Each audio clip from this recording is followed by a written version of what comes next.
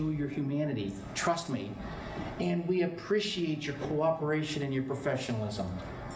The only part that changed, I picked a random one. Only the second paragraph has to change generally. Purpose of this letter is to briefly follow up on our discussion regarding unsafe bereaves. Have we discussed, you've already gotten, actually it should have been 2 informational letters, right? We hope that our discussion today impressed upon you, whatever the issue is going to be. Back to the template. Blow the sunshine. As with all medical staff correspondence, a copy is going to be placed in your file. You can respond if you want to, but most importantly, we know you care. You're a quality doc. You care the way that we care. We look forward to working with you. Blow more sunshine. Thank you again for your cooperation. We appreciate your willingness to work with us to resolve this issue. Language matters. The more you work on the tone of your correspondence, the more you have a chance to get immediate positive results, even when someone's threatened getting that letter. Language matters. And then right after the break, we'll spend 10 minutes on what should be in this confidential file. But are we right at noon? Yes. All right. So any questions before you stretch your legs? No, you just want something to have me stop talking, right? And then the schedule is, please. It's our tradition as a faith-based hospital or institution to offer a blessing before our meals, and thank you. This is wonderful stuff. I'm soaking up a lot of good stuff, and I'm not a doc. So. Oh, thank you. Thank you. All right, so let's bow our heads. Lord, we thank you for this wonderful day. We thank you for the rain. Keep it coming, please. And this excellent curriculum and the information that we've learned as we go back to our hospitals and serve our doctors and our patients. May this insight resonate with us and give us guidance. And now as we take a little break and enjoy some fellowship and some food, we pray a blessing for its nourishment and for our collegiality in this room. And we thank you in your mighty name. Amen. Amen. Thank you. Perfect.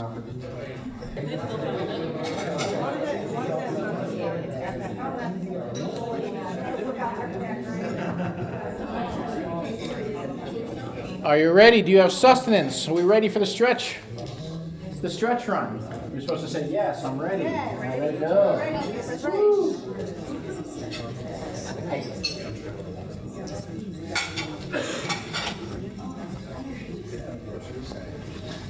Fabuloso. Thank you for all the incredibly kind hospitality. You make an outsider feel very welcome. Thank you for that. And the questions were great. So, we all set? You have dessert? You have dessert and coffee? That's what you're going to need, right? But let's just finish up the one topic. And this is just having a policy about what information an individual who practices on the medical staff is entitled to. So, do you have such a policy? I don't know if the system does or the individual hospitals do, but we feel strongly that you should. And the policy should make it clear not only who in an official capacity has access to the data. That's the easy part. This is where all the mileage is. There should be very clear, bright line rules about what access an individual physician has to the information in their file. There should be no ambiguity about any of this. And before I give you our humble take on how that access should be provided, let me just ask you a question here. Does a physician, and you can tell by the way it's worded, it's a loaded question, does a physician in your great state have a legal right to see everything in his or her file? And the short answer to that is it's no, right? But when we ask this at our national seminars, we have like the survey technology. It's always like 52 to 48. Like people are always, well, of course I have a right to that. Well, when this has been litigated in a lot of states, the courts have basically said a credentials file or a quality file, the only reason why it exists is as a business record of the hospital, and you have to do it for regulatory reasons. And the reason why I bring that up is there are some medical staffs in hospitals that have taken that legal answer and adopted it as their policy, meaning that generally you don't have any right to access to your own file unless we say so. And that's a classic example where the correct legal answer is the wrong answer, big picture. So we swing 180 degrees the other direction, saying everybody who devotes his or her career to one of your hospitals should have total access to all the performance information regarding to them. as a basic premise. That being said, not all the information contained in that file is created equally. So someone will have access to everything, but some of it you need some special rules. So with that little opening, we can zip through this before we move on to behavior. When we look at all the different information that gets generated about a physician, it falls into these two buckets.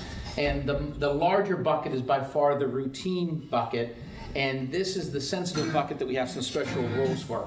Oops, I swear that wasn't me. I wanted sound earlier. I think it's coming on. Yeah, we're going to get it from next door no matter whether you want it or not. Everybody get ready to dance here. So under the routine documentation side, it's all our application forms, our verification documents, data bank queries. Now, I characterize them as a routine document for one reason.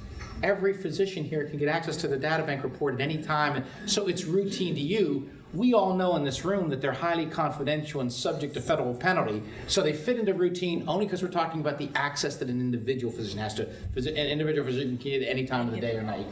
But then all our quality profiles, OPPE data, all this kind of routine stuff, our take on it is you should have a down and dirty, and I need to even revise this to put a couple more bullet points on it, but for everything that fits in this routine bucket, as long as we make an appointment with a medical staff professional or quality director, as long as we sign off and understand that I can't destroy the information, I can't modify it, I can't, copy it on my own. It's got basic rules of professionalism, not a big deal. That's the easy part. But the one that is more interesting and more difficult fits into this, and this is where there's some different thinking that you may or may not like. So the sensitive documentation falls into itself two different buckets. There's all the sensitive external information, and this is when you're doing credentialing of a new provider. These are the references that you get. This is, the phone calls that you make. Every reference expects confidentiality in the credentialing process, and you've got to respect that confidentiality. So that's one part of it. But then this is the one that whips everybody into a frenzy, and people generally don't have, not that you can't figure it out, we rarely see it written down. So all the things, if there's an incident report, even though I hate that language, an occurrence report, if we've done proctoring, the proctor's reports, a meaningful reappointment appraisal done by a department chair, you're filling out a grid on how somebody's doing. All of the peer review documentations we were saying. The notes that individual docs have, no more private stashes. Anything worth being documented should be documented in this file. It's okay to have working notes that you keep in that file, right? We feel incredibly strongly that your policy should say, and this is just too many experiences, right? All right, with respect to everything in that bucket, physician colleague, you can review the document itself if we've already given it to you, if it's something that's just a copy that we already have, or you can review a summary if it's anything else. And we want to make sure that you can only review it when either a medical staff leader or a CMO is available so that this can be a constructive review. If you have questions, if you have a discussion about it, we want to make sure that it's meaningful. Number two, we are not under any kind of a hearing process. We are going to protect the people that may have submitted those documents. So in our summary, we redact the identities. We will tell you the substance, only an exception. If there's a specific exception that was granted that we think it makes sense, we'll let the identities go to do that. Hey, if you haven't already responded, even if you did, you can always, do a response. But this is the gold standard. And I know this may be different from what you've been thinking, but we would suggest that with respect to this sensitive information, you need to call the question in advance. And by that you say to a colleague, we want to share all this information with you. We don't want there to be paranoia. We want there to be transparency, but we have an equal obligation to create a safe culture. We have an equal obligation to prevent retaliation. So before we share with you even the summaries, we need you to sign off on this confidentiality agreement. And this is one we developed years ago, and we keep refining it. And it basically is, hey, I've asked for the ability to review my file. I know as a legal matter I have no access to it, but I'm being permitted to do it as long as I agree to these conditions. Number one, I will follow the policy on access, the one that says what I won't alter it, I won't photocopy it, digitally image it, alter it, remove it, the kinds of rules of conduct. Number two, I, as the person who's getting this information, I also have to maintain confidentiality with it. So it's not only the medical staff in the hospital. So I agree that when I get access to this, I will only talk about it with another appropriate hospital person or physician colleague, or if I'm getting private legal counsel, there's a separate legal privilege that will protect that with your counsel. Not that we want you running to lawyers, but we want to let you know that that's okay. Everything outside of that is out of bounds. Self-serving. Why am I getting permitted access to this information? I'm getting permitted access to it because our hospital believes in progressive steps and collegial intervention, and we can fix most things, so we want everybody to understand where we are and what the issues might be if you ever have a question about that. Most importantly, that's why it's all the yellow. I understand that the hospital and the medical staff have a responsibility to provide a safe, non-threatening work environment. So I agree before I see anything. I will not discuss any information in that file that if I know who drafted or think I know who drafted, I will not directly approach that person about it. I agree to that. I'll talk to the physician leaders about it. I'll talk to the hospital people about it. I can talk to my lawyer about it, but that is a very intimidating thing to anybody in the hospital world. In addition to not directly discussing it with them, I won't engage in any other kind of retaliation. If I'm slow on the uptake, here's what retaliation means, right? And then I understand that retaliation is a big dog deal. If despite this education and discussion, I go and retaliate, that is an immediate ticket for me to get on the agenda item for the MEC. That's how important it is to get to that culture of safety. Oh, by the way, calm down. When you sign this form, you are not waiving one right under the medical staff bylaws. We are just giving you a solid to know what the rules and expectations are. Oh, by the way, this isn't a gag order. Don't misinterpret this to say if you have a legitimate concern about another physician or a nurse or the hospital, you can bring that forward, but you just have to follow the right protocols. So this gets shared with our colleague.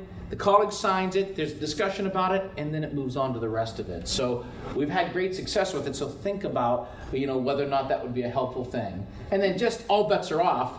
If you get into a hearing context, well then your bylaws require it that we help draft, California law requires it, federal law requires it. All the documents relied on by the MEC as the basis for that decision, they have to be provided unredacted, even with the identities on it, so that the person can prepare for the hearing. But if we're successful, we're doing a heck of a lot fewer hearings than we did in the old days. And then the last point before we shift gears, I commonly get this question: can we expunge the documents from a confidential file? And there are a couple of medical societies out there, and I don't know where the CMA is on this one or not, that are also kind of proposing this. And I'm thinking, it's reckless. They're actually doing a disservice to the physicians who are part of their societies. Why can't we? One, it is never one or two things that gets a doc in real trouble. It is a pattern of care or conduct over time, and that's why it may have relevance for the 1% that you can't fix, right? So that's why you still need to do it. But very importantly, if you will expunge your file because you think a matter has been fixed, and then it becomes unfixed and you have to go to discipline. We have had insurers come back and tell our hospitals and our medical staffs, you're now bare. You have violated a condition of your coverage because you deleted information that was essential to the defense, our defense of you. So nobody wants to be bare in today's world. And then obviously, if it's incorrect or error, you obviously have a chance to get out of it. But generally, we would say, don't expunge it. Let people review it. Let people. Now, the only compelling thing practically, last point about this, every once in a while, I'll have a physician leader that will say, well, there's one bad thing. We understand that, and we'll keep doing it, but there's unintended consequences. We have Dr. So-and-so. Dr. So-and-so was frankly a train wreck 13 years ago. And it was really bad, but guess what? Since the intervention, and he's a new person, and the current generation of people on our medical staff, they only know him as the current doc. And it bothers all of us that in his file is documentation of what we now think is a different person. That's kind of like not fair to that. Sometimes we'll hear that. And so they'll say, so can we expunge it? And I'll say, well, no. You still can't expunge that, but what you can do is, if you are 1,000% sure that there are no issues and there's been significant thing, you can basically add to that file and say, we acknowledge that there were some dark days back 13 years ago. I helped write one of these recently, and now you are the poster child for exactly who we would want physicians to model their behavior after, That's the way to cure those circumstances when you think you have to, but don't let anybody expunge things from the file. Okay? All right, let's shift gears for a little bit out of clinical quality. We'll come back to clinical quality in just a minute. And we're probably about an hour behind, so good for you, don't worry. I'm not gonna keep you here past 9 tonight, so don't freak out. It's not gonna be past a minute past 9 o'clock. But it's gonna cause us to shortcut some of the topics, but no worries. But I don't wanna shortcut too much on the behavior. And the issue is this, man, there's no doubt that remains anymore. And is there any doubt between behavior and patient safety? And as I indicated, there was a California case 30-some years ago that came to a crazy conclusion. It was when a judge had an out-of-body experience, and it was a disruptive physician. A medical staff had said, no mas, this physician should not practice with us. The physician litigated, and the judge basically said, because we think that behavior was unbecoming, and we think it was unprofessional, but because you can't show how a patient was harmed, because there was no blood on the floor because of that conduct, it's not actionable from a medical staff capacity. And even 30 years ago, it even predated me, we were like, what the heck was this court thinking about out here, right? Well, some people still think that unless you can show a specific bad outcome, behavior isn't a component of quality. So that's why for the first 10 minutes, I just want to show you, hopefully definitively, how the world has changed on that. And then I want to spend just a few minutes on how we intervene with behavior, which is different in certain things. So I thought I'd do it this way. There's no doubt anymore from you, there's no doubt from the joint, and this is the one that frankly I hope makes your head spin a little bit. But let's just take, briefly we'll go through this. No doubt from you, right? What's the backstory? 12, 13 years ago, I said to one of our law students, we always have a couple of bright law students hanging around, I said, do me a favor, go down to the University of Pittsburgh Medical School, which as you know is right down the street from where our firm is. I said, go down to the medical library and do a literature search on how many specialty societies have weighed in on the relationship between conduct and patient safety.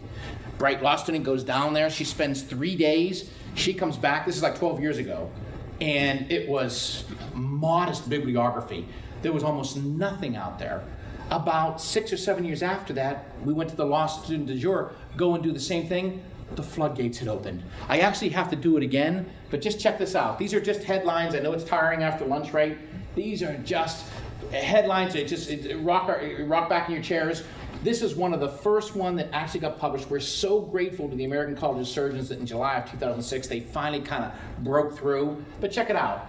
You know, ENTs in the house, March of 08, disruptive physicians, more familiar than you thought.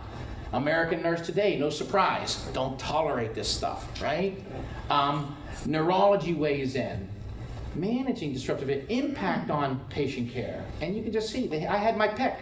Annals of Surgery. This one got a little bit more airplay because this was Lucian Leape's work up at Harvard, and Harvard always gets its day, right? So some people had heard about that one, right? Anesthesiologist, you get the drift. It just, the floodgates, the gig's up. And I just want to catch up on some time. That went on and on and on. Now this one bothered me, and I know it's a couple of years old enough from the New York Times, but it's not only your more sophisticated professional journals. I'm interested in how much popular media is now picking up on bad behavior. And again, it offends me because I delude myself that I'm on the team, and I hate when I see this kind of stuff. But there was an article in the New York Times, how many people read the Times? Arrogant, abusive, and disruptive, and a doctor. And I picked this article for 2 reasons. One, this made me laugh. I didn't pick it for this own reason. I was thinking when I saw this, it's a good day if I'm the newspaper reporter that I got this muckety-muck from the Joint Commission to give me this great comparison. It's the healthcare equivalent of road rage. That's exactly what we want our patients thinking about, right? That our docs are involved in road rage. But this is the reason why I picked it. It did a really good job laying out in some detail a significant survey over 102 nonprofit hospitals, Almost 1 in 5 of the people surveyed, several thousand people, said they knew of a mistake that occurred because of an, their word, not mine, obnoxious doctor, right? And then the hits keep coming. The Commonwealth of Pennsylvania, for as wacky as we can be, is one of the leaders in patient safety.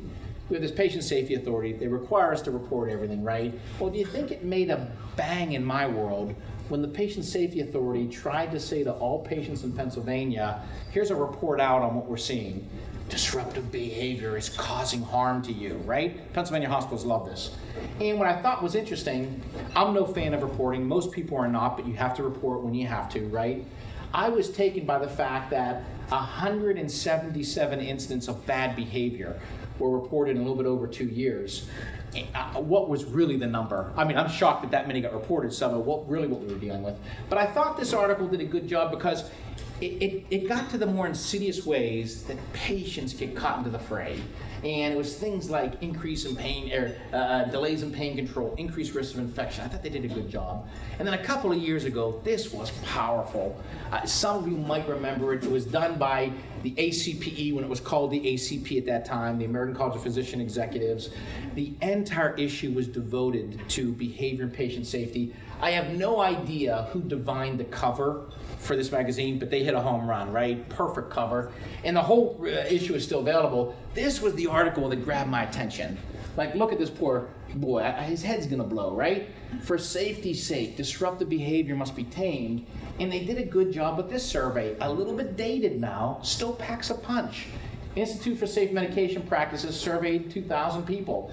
50%. Think about that. 50% surveyed said they were pressured into pushing some med that they weren't sure was safe. 50%. It gets worse. 2 out of 5 of them did not say a word about it because the prescriber was a known intimidator. It gets worse. 7% knew that they were involved in a med error because of that. Now again, just like we talked about earlier, I'm not trying to sound sensational. The people reporting this, they don't have the MDs and DOs after their names. Does anybody feel professionally satisfied going home after a day like this? Of course not. Of course not. All right, let's kick it up. I'm no fan of the Joint Commission. They came late, but man, did they come well. In 2007 and 8, they said that the ACGME general competencies need to be infused in all things medical staff. 2 of those general competencies go right to professional behavior. This was the bomb. Everybody remember? Right? The workload for our firm quadrupled when this got hit, right? Hey, there's a sentinel event alert. This behaviors that undermine a culture of safety. That led to a new leadership standard. We have to have this culture of safety. I adopt it, but I laugh that it was originally intended to be a medical staff standard. But the AMA representatives on the Joint Commission board thought it was too anti-physician, so they turned it into a leadership standard. And I'm okay with that, but it just goes to show that it was originally targeted to our medical staff friends. It led to this safety and quality. Who are they talking about? They're talking about docs. This is what's in the rationale, regardless of their position. And then it led to this. This is why so many places have a, quote, code of conduct, which I don't like. I'm glad you guys don't have that. I like your more euphemistic way of how you characterize it, but I push you for a professionalism policy. And then you have to do these things, so we get that. But then this is the one that I was trying to figure out, what's the best way for me to convey how far the world has changed with how the courts view the connection between a physician's behavior and patient safety. And I thought this is the easiest way to show it to you. So instead of bringing juicy cases, which lawyers love to talk about, I am about to show you in alphabetical listing. Now hang in there with me, right? In alphabetical listing, this is every court decision that we are aware of where a physician was disciplined in some way, shape, or form for behavior matters. The physician sued and the physician lost. You ready? You know what we're talking about? Coffee up. Are you all coffeeed up? All right, let's just take a look at this.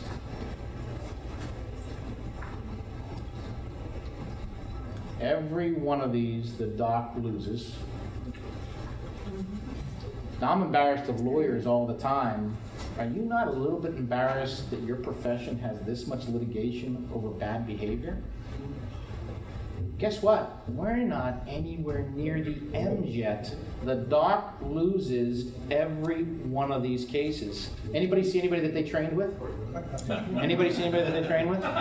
What's the list look like for attorneys? Yeah. Happily, none, because we write the laws, we do the litigation. Hang in there, guys. Every one of these, the doc sues and loses. Hang in there. We're getting there.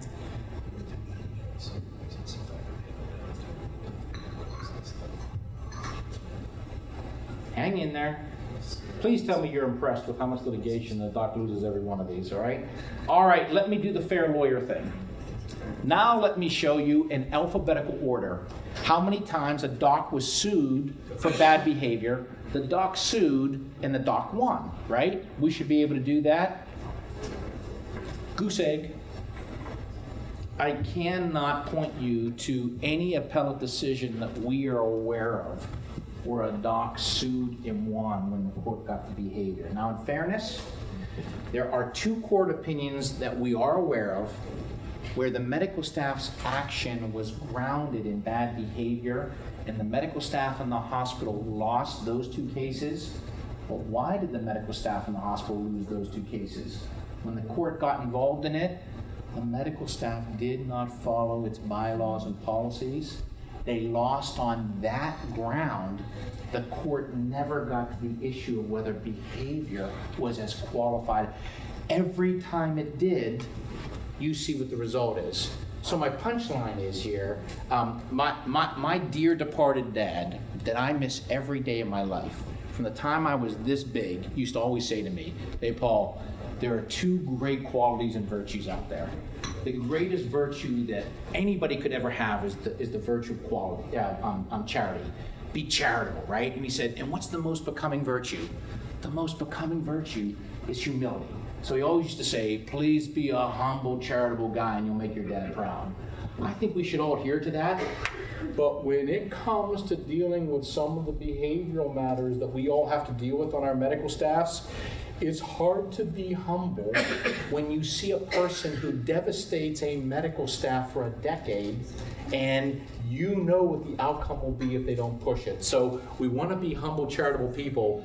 Never be afraid of how it's going to play out in the end if someone won't work with you. Now let's spend some time on how do we get somebody to work with us. But I couldn't help myself, so I did bring 2 cases. 2 cases before the fixes. I particularly brought this case because it's a California case and it shows how far the world has come in this. And I don't know, anybody know Dr. Eden? Anybody? Oh, were you involved? Oh, well, this is perfect then. I was in-house counsel for Tenet at the time. Oh, that's perfect. Well, we have an in-house expert. This is one that I love this case. Why? Now, you may know more details of it, but the reason why I love it, we're not supposed to judge other people in this world. That's for somebody else to do, right? But when I read this court case, I worked up a lather thinking, there's no way I want to have a beer with this guy or whatever, a milkshake with this guy, right? He just didn't come across as a likable guy. Nurses were ridiculed and intimidated. Some quit as a result. When they were on their way out the door, they said, "Hear us loudly. We're leaving your employee because of Dr. Eden." He would write incomplete orders. He would get ticked off when people didn't anticipate his next move and will go ballistic at him. Hey, people should know what I want to do. This is my personal favorite.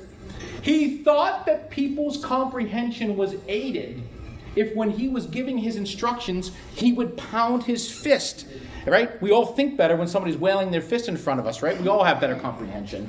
I have this image working in my head. I don't know this, but it was reported there how he had this habit of just throwing things. I got images of people being like catchers behind home plate in the OR, right? This is what I thought was genius. This guy's services were needed. He was a perinatologist that this community needed. And when he started to go south, I thought this was genius by the medical staff in the hospital. They said, "We know the problem with Dr. Eden. Dr. Eden has used up the free passes that all physicians get. He used up the free passes. And so when he goes now up into L&D and does the slightest thing wrong, they're writing him up. But the docs that they like better, they look the other way. Dr. Eden has become like this Far Side cartoon. You guys see this, right? Bummer of a birthmark, Hal. They're standing in that field. I thought, I loved it. They bring in the mediator. They go through all the discussions per the court case. That doesn't work. All right. The beat goes on. Dr. Eden thought that the medical record constituted his First Amendment right to free speech, and he used the medical record to describe just how poor the quality was of all the other docs and the medical staff. The poor department chair, this one offends the Italian portion of my heritage because it's unfairly, but I'm working an image of a poor, beaten down department chair that shuffles in front of his colleagues and like, no mas, you take them. Never, never. You know the way the laws work in here, right? He was disrespectful to patients and family, but why did I pull this one case? Dr. Eden had a particular proclivity of writing letters of concern about other docs and nurses in the hospital. And I've heard different anecdotal accounts of how many letters he wrote. One anecdotal account, and I don't know if it got to this level of detail, one anecdotal account that I heard is that he wrote 109 letters complaining about the quality of care. Now, we're all humans. When would we have stopped reading Dr. Eden's letters? At 18, would we have turned off? Would we made it? The fact that, before we finish the story, the fact that this medical staff read every single letter was their ticket to salvation. So stay tuned. But first, let's finish the story. They determined that he was unfixable. Dr. Eden decides to serve as his own counsel during the medical staff hearing. That's like me doing neurosurgery 5 minutes after I stopped talking today. That's how reckless that is. And when you read through what it said about how he conducted himself in the hearing, it had to be fun and cheap theater. He exhibited the same type of behavior during the hearing that was alleged. My guess is the MEC members of that hearing probably just said, look at him, just watch him, just look at him. We don't have to put on our case, right? He deliberately attempted to intimidate the hearing. His behavior was described as, but check it out, check it out. I think they call that cosmic karma. That's what I think that they call that, right? He sues. No surprise. Dr. Eden was on the list where he got pancaked. Why did I pull that one case? He made the most common claim that we hear when we're defending our medical staff leaders in hospitals. He claimed what? He was being retaliated against as a whistleblower. When he wrote all those letters, he made the physicians uncomfortable. He made the hospital uncomfortable. When he would not be silenced, they decided to silence him by taking him out. That was the allegation. What did the court do to the genius of their counsel and the hospital and whoever was involved, right? The court pointed to two things. Pointed first to this memo, exquisitely well drafted by the internal folks. I think it was the chief of staff and the COO that co-authored this, I think, that basically said, hey, just internal and the management levels and the medical staff leadership. Any allegations contained in his letters, we need to meaningfully and substantively look at. It's important that we don't discount his comments just because of who wrote those letters, even though we're tempted. We have to follow our normal channels. When they presented this memo, along with a log that showed that every one of his cases, his letters, had been logged in and evaluated. Sometimes they agreed with them, sometimes that they didn't. The lawsuit was over. So the punchline of this case is not that it's not only that it is a California case, this is coming from the trenches of what I'm seeing weekly, right? A lot of times a person struggling with their behavior takes on the persona of, I am a courageous champion for quality. And as we talked a little bit about it, it's this makes what we talked about right before the break on collegial intervention very important. When you are anticipating at the early stage and when trying to fix it, what someone's going to say when they come in the room, you can commonly bet on the disruptive behavior thing. They're going to tell you things that are probably have merit. Like, as a quick sideline, back at the ranch, all the partners get together as often as we can every 2 weeks and we share stories. When we look at all the, quote, disruptive physician matters that run across our desks, we truly think that as high as 70 to 75% of the time, the doc who's acting inappropriately is dead right on the medicine or the science or the issue. They just don't, not always, but that's how high it is. So when you are trying to intervene on somebody like that, unless you anticipate that and do like John Murphy did, my man crush earlier that we talked about, and know how to handle that, when your colleague comes into that room and you're trying to work on their behavior and they're telling you things that you as a doc, it resonates with you, you can lose your way. So it's just on steroids at this level. Never ignore it. Go through every single one that you get. Document that you looked at it, whether you agree or not. That makes these whistleblowers go away. And then one last case before we talk about some fixes. This is one of my favorite cases, and this, I can't take any claim for this. This language is the genius of a judge down in Florida. And anybody young enough where this was read to them? Judith Yost. Huh? Alexander and Judith Yost. You got it. And that's exactly right. And so this court said the plaintiff, Dr. George Leal, who was an incredibly, and is an incredibly highly skilled urologist, right? He was like Alexander in the children's book. He was having a terrible, horrible, no good, very bad day. Now, why was Dr. Leal having a terrible, horrible, no good, very bad day? His use of the OR got delayed 20 minutes. And when it was delayed 20 minutes, he lost it. And you're going to get a chance to see that in a minute because it's fun, but that's not the whole purpose of why we're doing it, right? When it got delayed, he pitched a fit. But before we get there, this shows how far the pendulum has swung. That's why I wanted to end on this. When he acted this way, this guy is seriously skilled. So the medical executive committee said to him, Dr. Leal, based on your pattern, the consequence of you acting this way is a 60-day suspension. We want you to go home and think on it and pray on it and come back. Come back a better person, but please come back, okay? He filed the lawsuit not to get back lost surgical revenue for the 60-day suspension. His entire lawsuit was based on the fact that they reported the 60-day suspension to the National Practitioner Data Bank. And that's what got the court worked into a lather. So stay tuned as to what the court says. But first, let's have some fun. And then this is why we're looking at it. But first, we'll have some fun real quickly, right? According to the hospital, when he lost it, what did Dr. Leal do? He broke a telephone. He shattered the glass on a copy machine. He shoved a card into an OR door, damaging one of the doors. He threw jelly beans down the hallway in the surgical suite. And he threw a medical chart to the ground. Now, the way the law works, he had a chance to respond to this, and what did he say? Oh, no, it didn't play out that way. I accidentally broke that phone when I tripped over it. The only one that he conceded was number 2. I did close that copy machine with a little bit of force, but there was a splinter fracture in there. It was going to happen to the next person anyway. It was a patient safety risk. I immediately had to move that card out of the way. I was just trying to get rid of the pink ones. I would never throw them to anybody. I would never throw jelly beans, right? Oh, I must have been all thumbs. I would never throw a chart at anybody. What does the court do to respond to this? It's what every lawyer dreams about doing and we never get to do, and this judge got to do it, the consummate pancake. Are you ready? In other words, this urological surgeon, the court said, who earns his living wielding a razor-sharp scalpel on some of those delicate parts of the body, does not have a bad temper. And the court's only warming up, right? So his lawsuit, and this is what got the court mad, but we all benefit from it. He and his lawyers went in and said, where we start our discussion, show me the blood on the floor. Show me one patient. I had a bad day.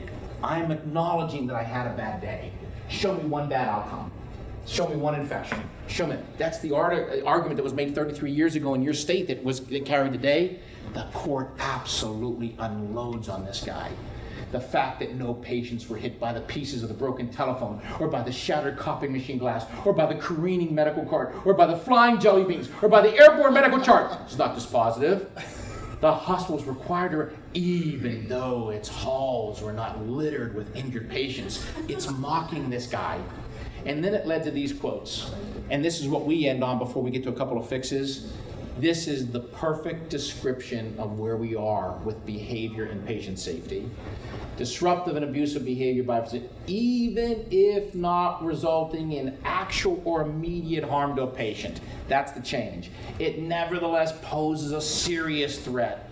A physician must work collaboratively with other members of the medical staff. And then it ends with this sensational thing.